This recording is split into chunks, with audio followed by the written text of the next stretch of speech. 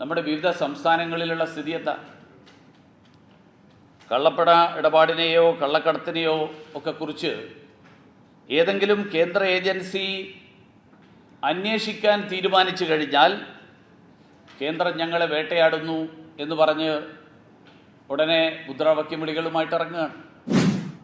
ഈ നാട്ടിലെ ഭരണഘടന ആ ഭരണഘടന അനുശാസിക്കുന്നതല്ലാത്ത തരത്തിൽ ഏതെങ്കിലും ഏജൻസി നിലപാടെടുത്താൽ അതിനെ ചോദ്യം ചെയ്യാൻ നമ്മുടെ നാട്ടിലെ സ്വതന്ത്രമായിട്ടുള്ള നീതിന്യായ വ്യവസ്ഥയുണ്ട്. കഴിഞ്ഞ ദിവസം കണ്ടല്ലോ, നമ്മുടെ ചീഫ് ജസ്റ്റിസ് അടക്കം വിമർശിച്ചു എന്നാണ് എല്ലാ പത്രങ്ങളും എഴുതിയത്. അങ്ങനെയുള്ള ചീഫ് ജസ്റ്റിസിൻ്റെ മുന്നിൽ നീതി ലഭിക്കില്ല എന്നാർക്കും പറയാൻ പറ്റില്ലല്ലോ. പക്ഷേ ആ നീതിന്യായ വ്യവസ്ഥയുടെ മുന്നിൽ പോയി നീതിന്യായ വ്യവസ്ഥയിൽ എല്ലാ തീരുമാനങ്ങളും വന്നതിന് ശേഷവും അന്വേഷണം നടക്കുമ്പോൾ ആ അന്വേഷണം വേട്ടയാടലായിട്ട് ചിത്രീകരിച്ചുകൊണ്ട് അഴിമതിക്ക് കൂട്ടുനിൽക്കുകയും അഴിമതിയെ സംരക്ഷിക്കുകയും ചെയ്യുന്ന നല്ല സമീപനം, ആ സമീപനം ജനാധിപത്യം നേരിടുന്ന വെല്ലുവിളി അല്ലെങ്കിൽ പിന്നെ എന്താണെന്ന് എനിക്കറിയില്ല.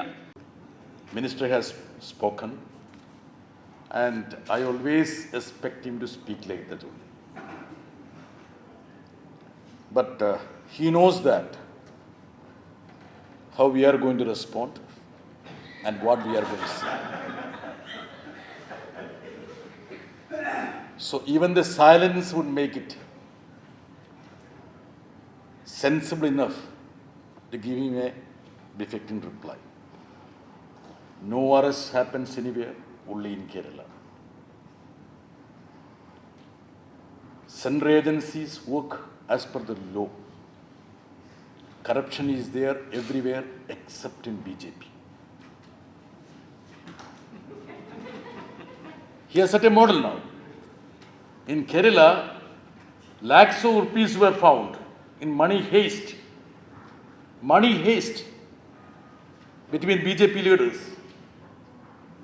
The money which was sent for election was actually snatched by one section of BJP. Lakhs of rupees. No action from ED. No action. And now he says that the Enforcement Directorate and central agencies are working in an upright fashion. I don't think even Soman Das would agree to that. Anyway, I don't want to go much into it. The only thing that is missing in his delivery is that of Mr. Virendra Kumar. What was Virendra Kumar? What did he stand for? What was his ideology?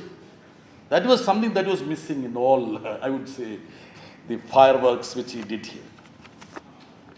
I would just briefly, 2-3 minutes, though I am technically the presiding officer, the organizers are sitting below and dictating terms. Sir, they have told me that, see, the keynote speaker will speak, then others will join him.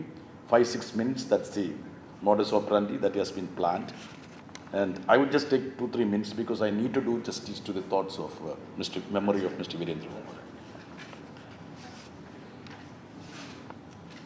See, Shri Virendra Kumar, whatever Mr. Muralidharan has spoken is absolutely against the memory of Mr. Virendra.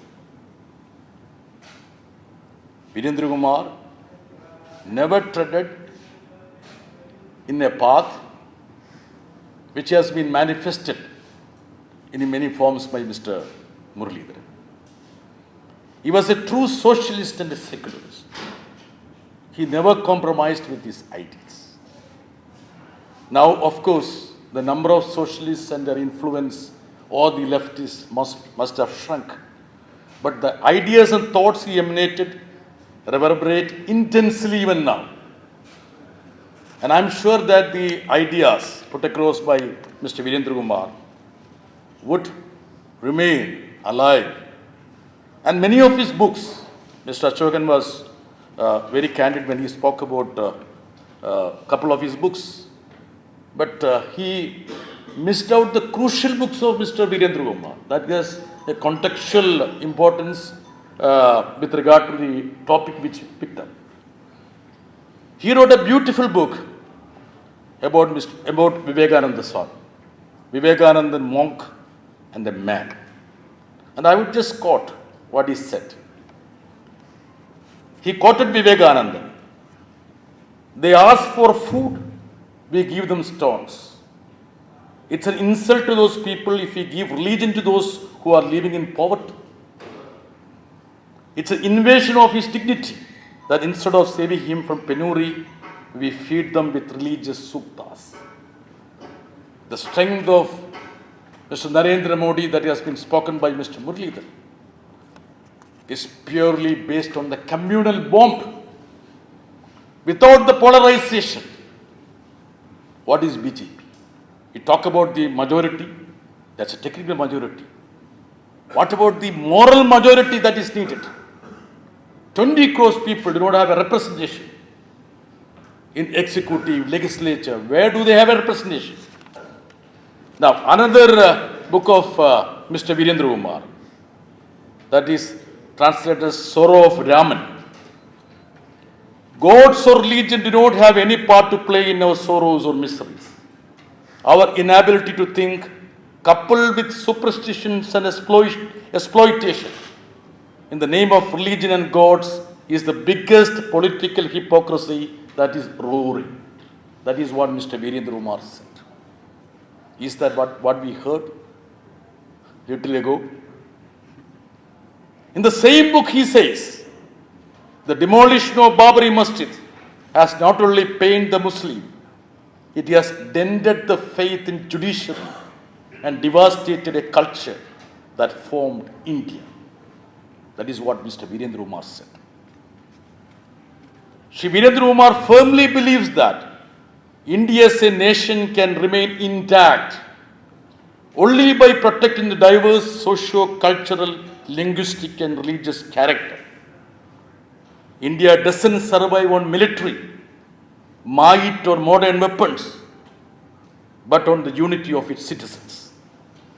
We should remember that India and Pakistan were formed first in the hearts of few people, and only after this the geographical reality of the division manifested. I am quoting from his book, Raman's Sorrow, page number 52. This is late Sri Virendra Kumar. This is the sum and substance of Virendra Kumar. This is actually the challenge of Indian democracy. What he spoke and what he wrote. This should be staring at us. And let us compare what he spoke and wrote with the happenings that is around us. That's all what I need to say in my so-called presidential notings. And I would conclude. Thank you very much.